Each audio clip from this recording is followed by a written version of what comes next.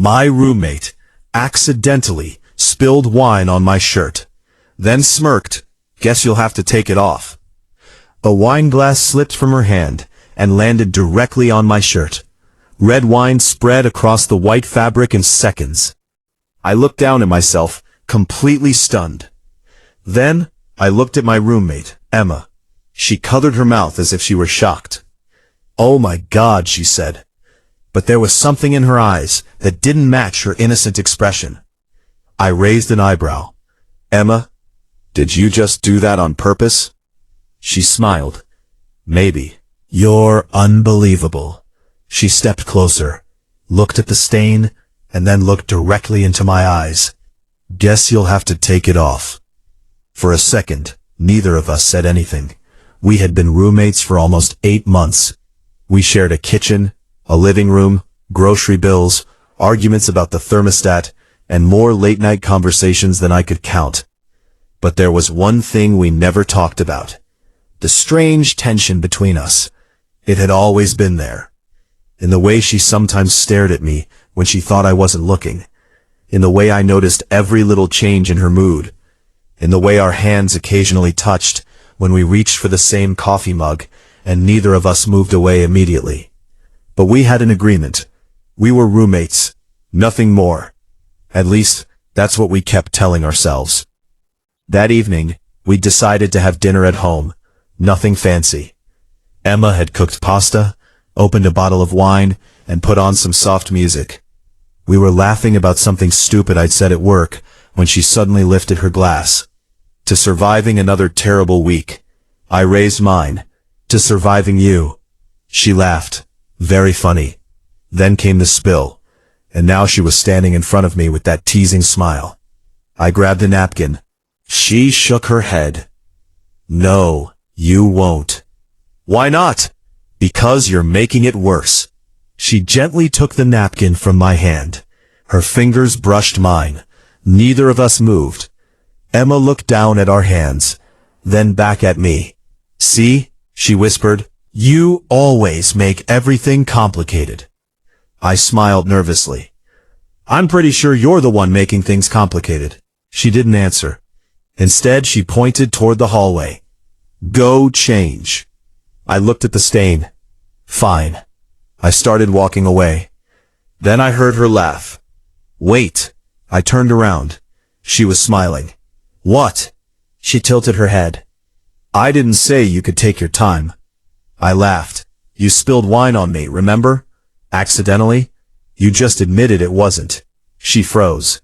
Then she smiled. "Maybe I wanted your attention." That sentence changed everything. I stared at her. Emma's playful expression slowly disappeared. For the first time that night, she looked nervous. "Why?" I asked. She looked down. "Because lately." She paused. "Lately what?" She took a breath. "I feel like you're avoiding me." I was surprised. "Avoiding you?" I leaned against the wall. "Emma, I live with you. How could I avoid you?" "You know what I mean." I did, but I didn't want to admit it. Because the truth was, I had been avoiding her. Not because I disliked her, because I liked her too much. And I knew that crossing that line could destroy the comfortable life we'd built together. Emma walked toward me. "Every time we get close, you pull away." I looked at her. "Because we're roommates." She smiled sadly. "That's your excuse?" "It's not an excuse." "Then what is it?" I didn't answer. She stepped closer. "Tell me the truth." I looked into her eyes. "The truth?" She nodded. "I've been afraid." "Of me?" "No." I swallowed. "Of losing you." Her expression softened.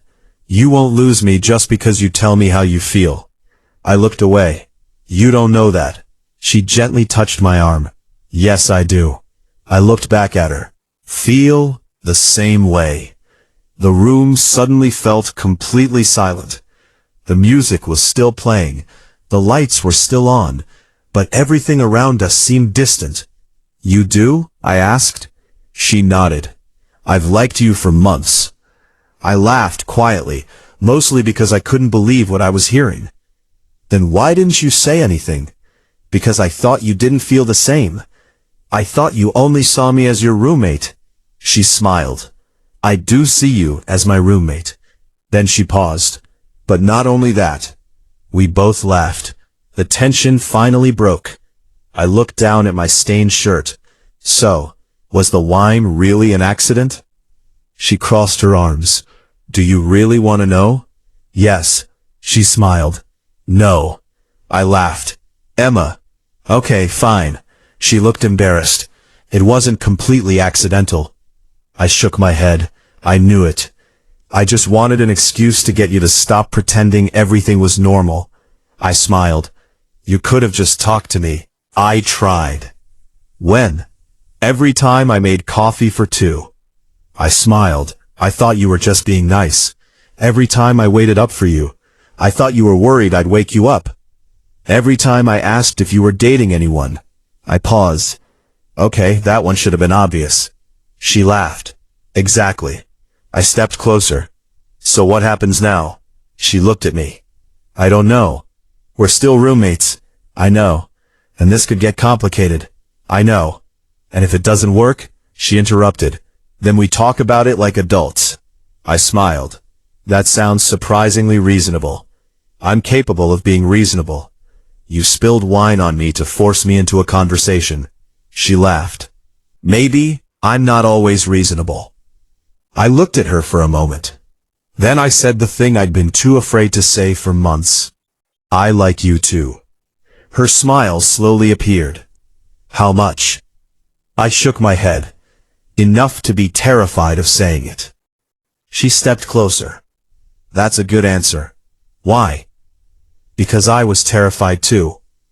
We stood there quietly. Neither of us knew exactly what would happen next. But for the first time, neither of us was pretending. Emma glanced at my shirt again. You should still change. I laughed. After all that? Yes. She pointed toward the hallway. That shirt is ruined. I looked down. You ruined it. She smiled. I'll buy you a new one. Really? Absolutely. What kind? She thought for a second. Something blue. Why blue?